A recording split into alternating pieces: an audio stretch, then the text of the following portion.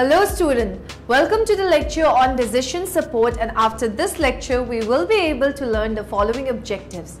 Explain the traditional approaches to decision making, discuss the analysis of competition, define the PES analysis and Porter's industry analysis, understand the SWOT and organization capability analysis, explain the decision tree. Decision making is a key in every part of a person's life, but it becomes especially important as an individual moves into progressive creative leadership roles. Decision making is the study of determining and choosing among options or alternatives based on the preferences and values of the individual. An important factor in decision making is the existence of choices and options. Some important action involved in efficient decision making are choosing the best alternative that can impact success and effectiveness, picking a choice that is most suitable to a situation, individual goals, preference, lifestyles, values, and many other factors. Kinds of decision. Decision can be categorized into three basic classifications. Decision whether this type of decision is a yes, no, or either or decision. Before choosing the best and most suitable choice, the person decides whether it is amenable or not. Part of making the decision is weighing the pros and cons. Decision which. These decisions are taken from a set of alternatives which are compared to each other for the most probable and beneficial option based on a set of criteria. Contingent decision. These are decisions that were already identified but are set aside until the conditions are approved and met. Decision-making approaches. The major approaches to decision making can be classified into three methods: individual, authoritarian, and group method. Individual. The individual makes a decision based on personal values and preferences. A conflict of values and preferences also affects individual decision. Authoritarian. In this approach, the decision relies on the leader or head of the group or team. As the sole decision maker, the leader must make sure that sufficient knowledge is gathered in order for the decision to be beneficial for the group. This approach is otherwise known as consensus. The members brainstorm and share ideas, discuss consideration, and then implement on an agreed decision.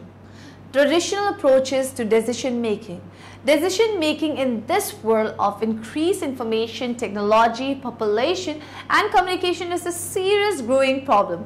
The traditional method of decision making is not providing adequate result. Traditional approaches to the decision making process have employed analytical models that generate and compare options based on weighted features. This is often referred to as multi-attribute decision making. Individuals tend to exhibit four basic approaches to making decision. In active approach, the decision maker does nothing of consequence to make a reasoned choice. In effect, the choice is to let the problem resolve itself. This approach let the chips fall where they may, is rather common in everyday decision making. Reactive approach.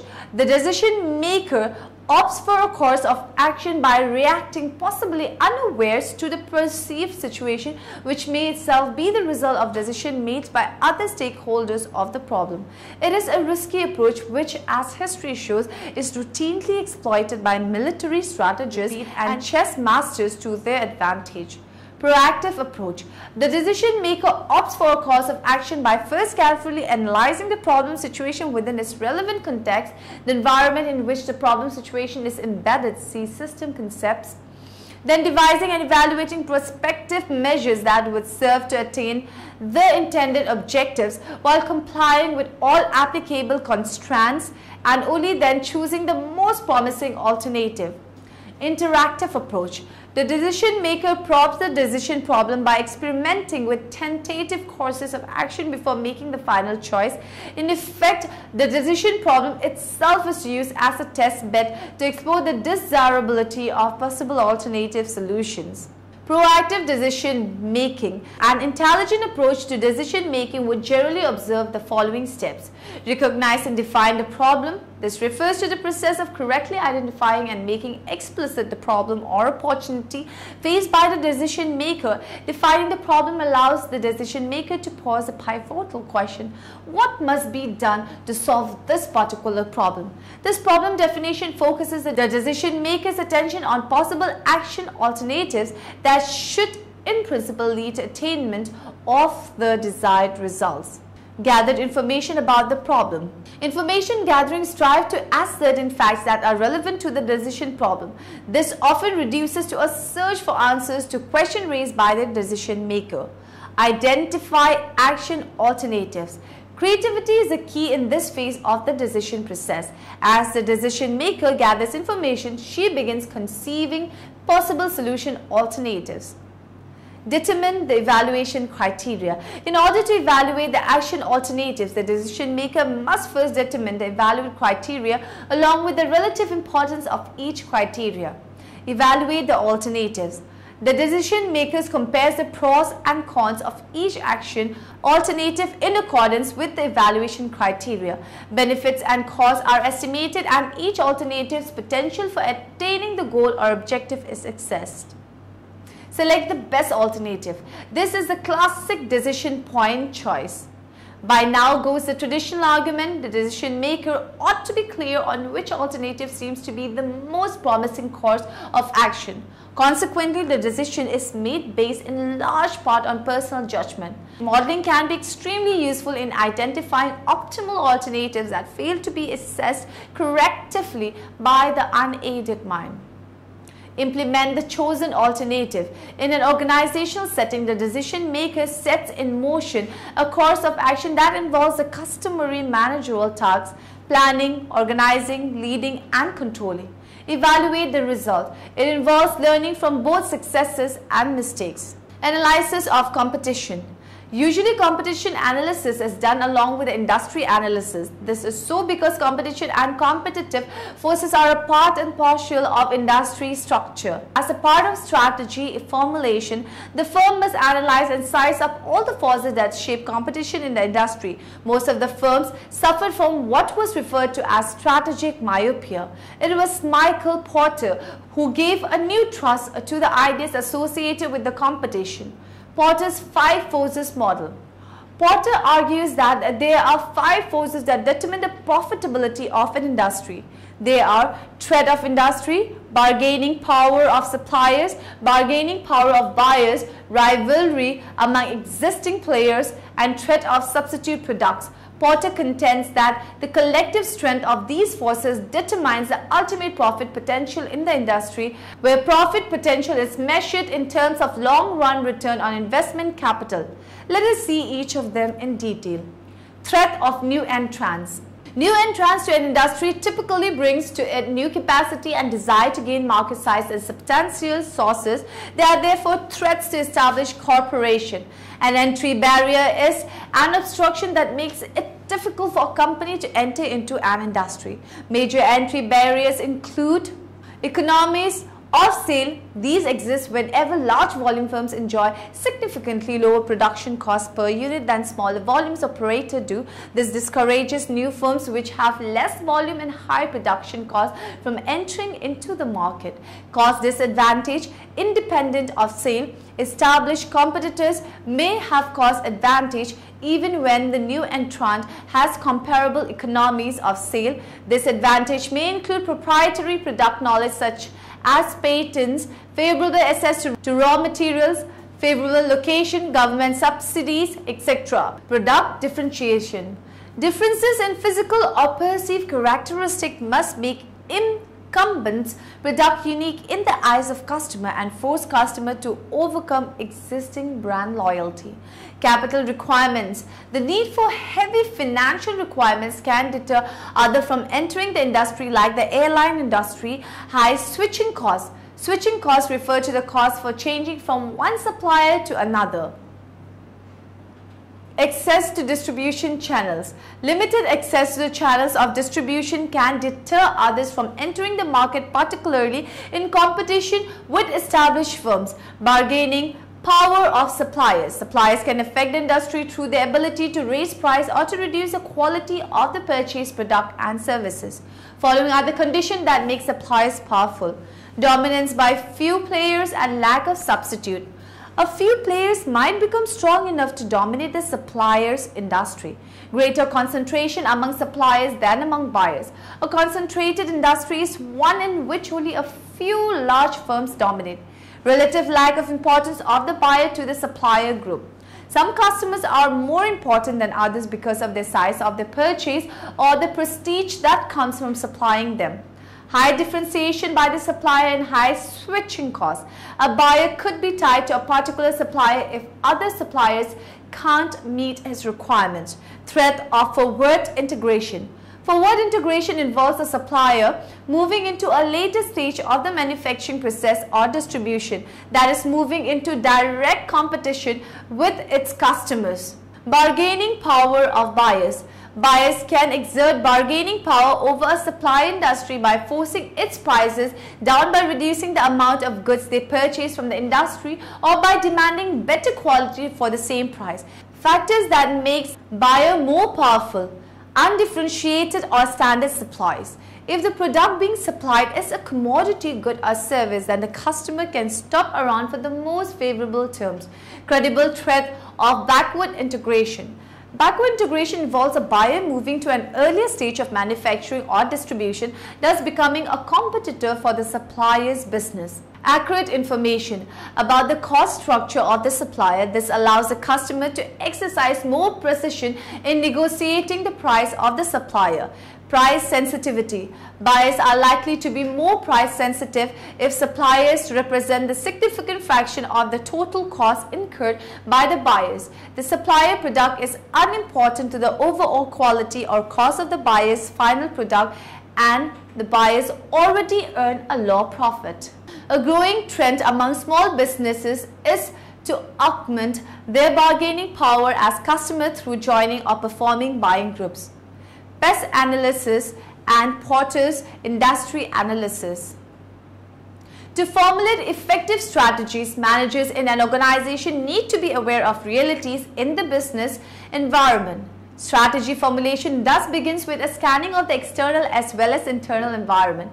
Analysis of external environment helps to identify the possible threats and opportunities, while analysis of internal environment helps to identify strengths, weaknesses, and the key people within the organization.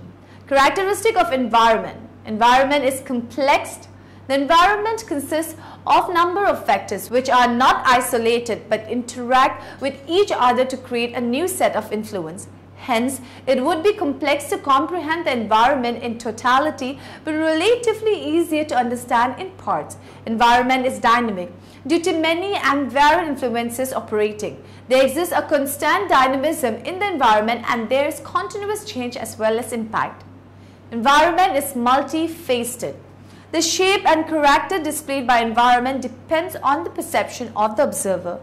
Importance of environmental scanning. The environmental survey is necessary to learn about events and trends in the environment and project the future position in each factor of environment, to identify the favorable and unfavorable factors in the environment from the standpoint of the firm, to figure out opportunities and threats hidden in environmental trends and events, to access the scope of various opportunities and shortlist ones which have the potential of becoming promising business, to formulate strategy to align with opportunities, identifying external environmental variables. A pest analysis, that is political, economic, social and technological environment analysis, is normally used for scanning the environment.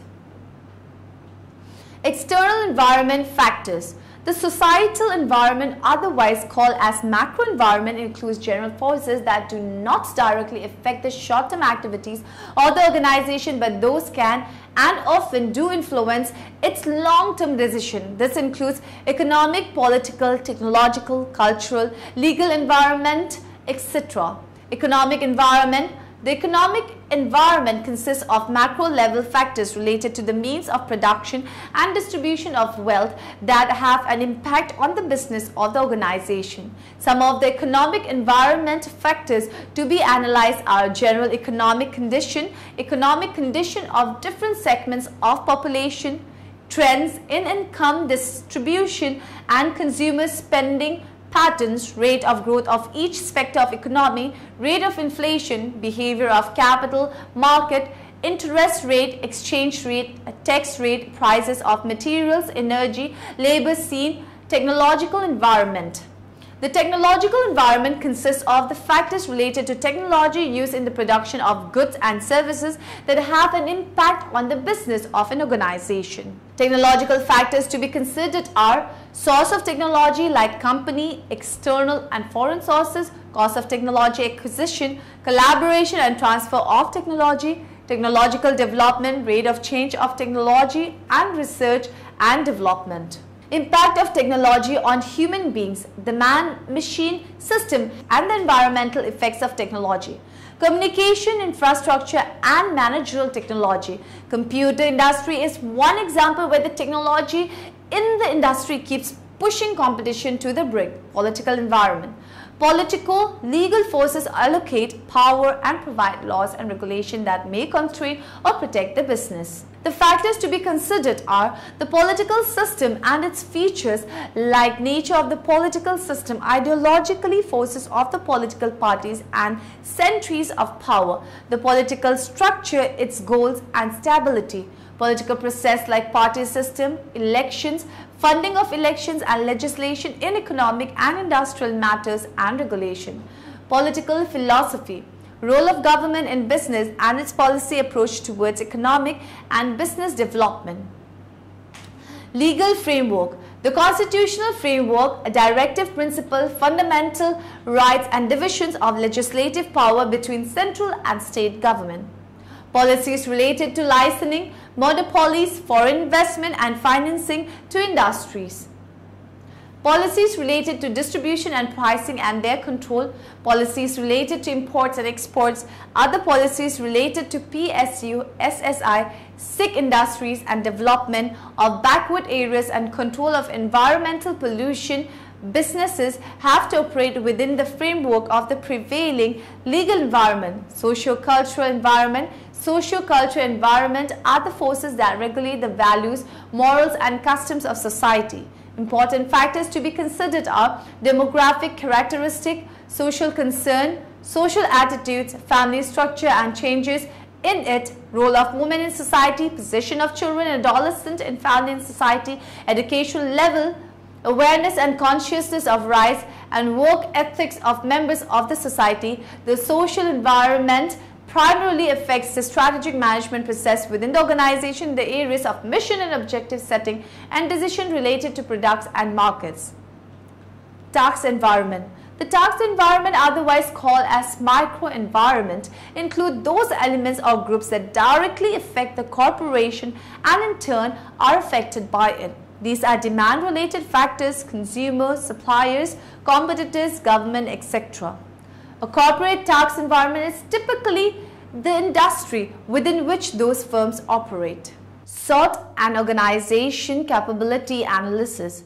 SWOT analysis is the assessment of the comparative strength and weaknesses of a firm in relation to its competitors and environmental opportunities and threats which a company may have to face in the future. Strength and weakness are internal forces and opportunities and threats are the external factors. Strength. Strength is the power and excellence with the resources, skills and advantages in relation to the competitors. Weakness. Weakness is incapability, limitation and deficiency in resources such as technical, financial, manpower, skills, brand image and distribution pattern. It refers to constraints or obstacles which check movement in a certain direction and may also inhibit an organization in gaining a distinct competitive advantage. Opportunities. Environmental opportunity is an alternative area for companies' action in which the particular company would enjoy a competitive advantage. An opportunity is a major favorable advantage to a company. Threat. Environmental threat is the challenge posed by the unavoidable trend or development that would lead, in the absence of purposeful action, to the erosion of the company's position. Sources of information for environmental scanning. The sources of information could be classified as formal and informal. They could be documentary or secondary sources. Companies collect information on environmental factors through bulletins of government, banks, and their competitors. Mass media. Mass media like TV, radio, etc. could be used to collect information like taste, social values, and standard of life of the public. International sources. Companies could use internal sources like employees to collect the information about the public and the competitor. External agencies. The company could use various external agencies like association, clubs, etc. also to collect the environmental information. It could also use its own sales force to collect the information. Formal studies. Company could do the formal study either themselves or through some research agencies to collect the information to re-evaluate their strategies. Spying and surveillance. Companies could use their own employees, sales agents and retired employees, etc. to collect the information, identifying external environmental factors. A feasible approach in identifying environmental factors is to study the impact and the probability of impact of such factors on the business organization. The importance of the factors that were identified by the environmental scanning could be judged by the intensity of the impact and the relative probability of impact on the organization. The environmental factors can be distributed across 9 cells. The issues that are having high probability of impact and high intensity of impact are critical, which the company has to give more attention, while high priority should be given to issues having medium impact with medium probability. All the other issues having low intensity and low probability of impact are low priority issues which need to be watched at regular moments since the environment may keep changing. Decision tree. In classifying tasks, decision tree visualize what steps are taken to arrive at a classification. Every decision tree begins with what is termed a root node, considered to be the parent of every other node. Each node in the tree evaluates an attribute in the data and determines which path it should follow. Classification using a decision tree is performed by routing from the root node until arriving at a leaf node. Decision trees can represent diverse types of data. The simplest and most familiar is numerical data.